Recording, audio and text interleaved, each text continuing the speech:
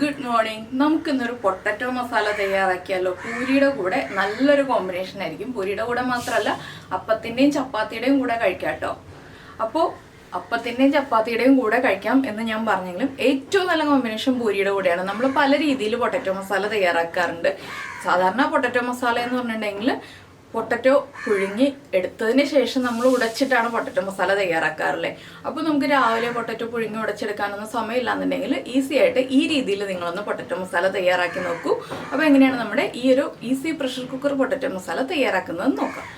നമുക്ക് നമ്മുടെ ഇൻഗ്രീഡിയൻസ് നോക്കാം. ഞാനിപ്പോൾ ഒരു മീഡിയം വലിപ്പത്തിലുള്ള 4 പൊട്ടറ്റോ എടുത്തിട്ടുണ്ട്. അതിലേക്ക് 2 സവോള എടുത്തിട്ടുണ്ട് കേട്ടോ. വലിയ സവോളയല്ല, പൊട്ടറ്റോയുടെ അതേ വലിപ്പത്തിലുള്ള ഒരു സവോളയും ഒരു ചെറിയ സവോള എടുത്തിട്ടുണ്ട്. 1.5 സവോള മതി. ഒരു മീഡിയം വലിപ്പത്തിലുള്ള സവോളയാണെങ്കിൽ 2 പച്ചമുളക് എടുത്തിട്ടുണ്ട്. നല്ല എരിവുള്ള പച്ചമുളകാണ് 2 എടുത്തിട്ടുള്ളത്. എരിവ് കുറഞ്ഞ പച്ചമുളകാണെങ്കിൽ 4 വരെ എടുക്കാം. പിന്നെ ഒരു വലിയ പീസ് ഇഞ്ചി എടുത്തിട്ടുണ്ട്. നിങ്ങൾക്ക് വെളുത്തുള്ളി നിർബന്ധമാണെങ്കിൽ മാത്രം ഒരല്ലി വെളുത്തുള്ളി ചേർക്കാം. ശരിക്കും ഈ ഒരു പൊട്ടറ്റോ മസാലയിൽ വെളുത്തുള്ളി ചേർക്കാറില്ല കേട്ടോ. പിന്നെ നമ്മൾ ഈ ഒരു പൊട്ടറ്റോ മസാലയിലേക്ക് തക്കാളിയും ചേർക്കാറില്ല. വെളുത്തുള്ളിയും തക്കാളിയും ചേർക്കാതെയാണ് ഈ ഒരു പൊട്ടറ്റോ മസാല ചെയ്യാറുള്ളത്. നിങ്ങൾക്ക് ആവശ്യമാണെങ്കിൽ മാത്രം വെളുത്തുള്ളിയോ തക്കാളിയോ ഒക്കെ ചേർക്കാം. വെളുത്തുള്ളിയും തക്കാളിയും ചേർക്കാതെ ഉണ്ടാക്കുന്നതാണ് അതിൻ്റെ ടേസ്റ്റ്. നമുക്ക് ആദ്യം ഉരുളക്കിഴങ്ങും സവോളയൊക്കെ ഒന്ന് കട്ട് ചെയ്തെടുക്കാം. അതിനുശേഷം ബാക്കിയുള്ള കാര്യങ്ങൾ പറയാം. ഇപ്പോൾ നമ്മൾ നമ്മുടെ ഉരുളക്കിഴങ്ങ് ഈ ഒരു വലിപ്പത്തിൽ കട്ട് ചെയ്തെടുത്തിട്ടുണ്ട്. ഒരുപാട് വലിയ പീസായിട്ടല്ല, തീരെ ചെറിയ പീസായിട്ടുള്ള ഒരു മീഡിയം വലിപ്പമുള്ള പീസുകളായിട്ട് കട്ട് ചെയ്ത് വെള്ളത്തിലിട്ട് വെച്ചിട്ടുണ്ട്.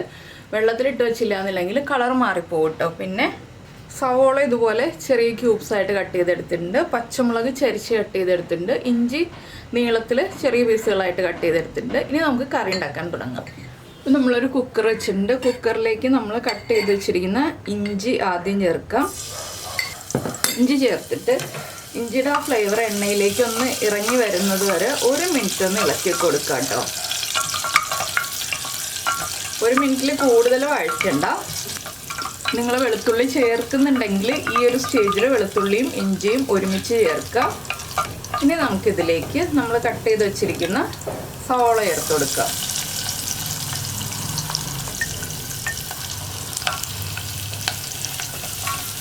സവോളയും ചേർത്ത് ഒന്ന് ഇളക്കി കൊടുക്കുക. ഒരുപാട് കുക്കാവണ്ട കേട്ടോ സവോളയൊന്നും. സവോളയിലേക്ക് നമുക്കിനി ഉപ്പ് ചേർക്കാം.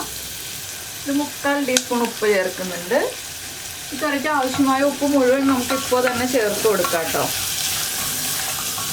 പിന്നെ നമ്മൾ ചേർക്കുന്നത് 1/2 ടീസ്പൂൺ മഞ്ഞൾപ്പൊടി. മഞ്ഞൾപ്പൊടിയും ചേർത്ത് വീണ്ടും ഒന്ന് വഴറ്റി കൊടുക്കുക. ഇനി നമ്മളിതിലേക്ക് പച്ചമുളകാണ് ചേർക്കുന്നത്. ഞാനൊരു പച്ചമുളകിൻ്റെ 1/4 ഭാഗം, നമ്മൾ എടുത്തു വെച്ചിരുന്ന പച്ചമുളകിൻ്റെ ഒരു 1/4 ഭാഗമേ ചേർക്കുന്നുള്ളൂ കേട്ടോ. എരിവ് കൂടിപ്പോയാലോ എന്ന് വെച്ചിട്ടാണ്. നമുക്ക് കറി റെഡിയാക്കിയിട്ട് ആവശ്യമാണെങ്കിൽ വീണ്ടും പച്ചമുളക് ചേർത്ത് കൊടുക്കാം. അതെങ്ങനെയാണെന്ന് പറഞ്ഞുതരാം കേട്ടോ. പച്ചമുളക് ചേർത്ത് കൊടുക്കുന്നത് നമുക്ക് റെഡി ആവുമ്പോൾ പറയാം.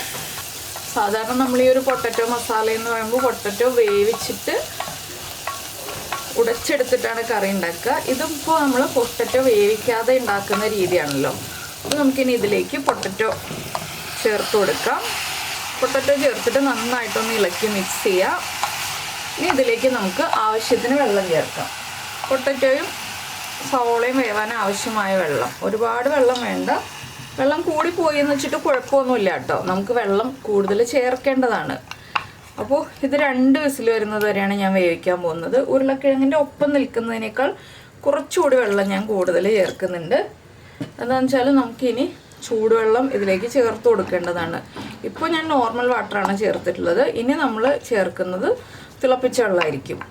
അപ്പോൾ നിങ്ങളുടെ കുക്കറിൻ്റെ കുക്കിംഗ് ടൈം അനുസരിച്ച് 1 or 2 വിസിൽ വരുന്നത് വരെ വേവിച്ചെടുക്കുക. ഞാനിപ്പോൾ ഈ ഒരു കുക്കറിൽ ഉരുളക്കിഴങ്ങ് ഒറ്റ വിസിലിൽ കുക്കാവുന്നതാണെങ്കിലും 2 വിസിൽ വരുന്നത് വരെയാണ് കുക്ക് ചെയ്തെടുക്കുന്നത്. എന്താണെന്ന് വെച്ചാൽ 2 വിസിൽ വരെ കുക്ക് ചെയ്താലേ പൊട്ടറ്റോ മസാല കറക്റ്റ് ആവുള്ളൂ. അപ്പോൾ നമുക്കിനി 2 വിസിൽ വരുന്നത് വരെ കുക്ക് ചെയ്തെടുക്കാം.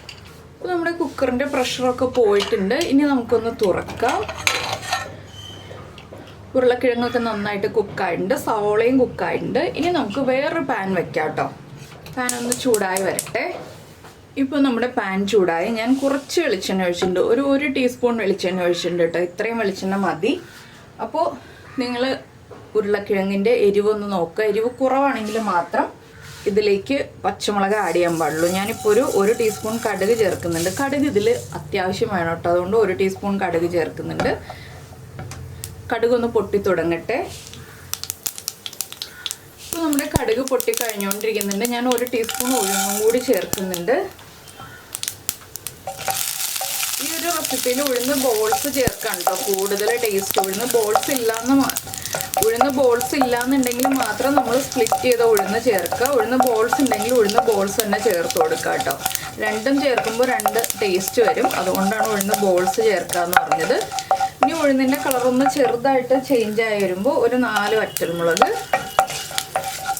പിന്നെ നമ്മുടെ പൊട്ടറ്റോ വേവിച്ച് വെച്ചിരിക്കുന്നതിൽ ഗ്രേവി ഉണ്ടോയെന്ന് നോക്കുക. ഗ്രേവി ഇല്ലെങ്കിൽ നല്ല തിളപ്പിച്ച് എടുത്ത വെള്ളം എടുത്ത് വയ്ക്കുക.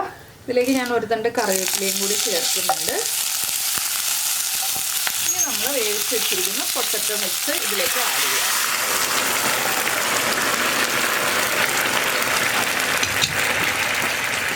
ഇനി ഒന്ന് ഉടച്ചു കൊടുക്കുക. കോൺഫ്ലോറോ ഒന്നും ചേർക്കേണ്ട ആവശ്യമില്ല കേട്ടോ. നന്നായിട്ടൊന്ന് ഉടച്ചെടുക്കുക. ഞാനിനി എക്സ്ട്രാ വെള്ളം ചേർക്കുന്നില്ല കേട്ടോ. വെള്ളമൊക്കെ ആവശ്യത്തിനുണ്ട്.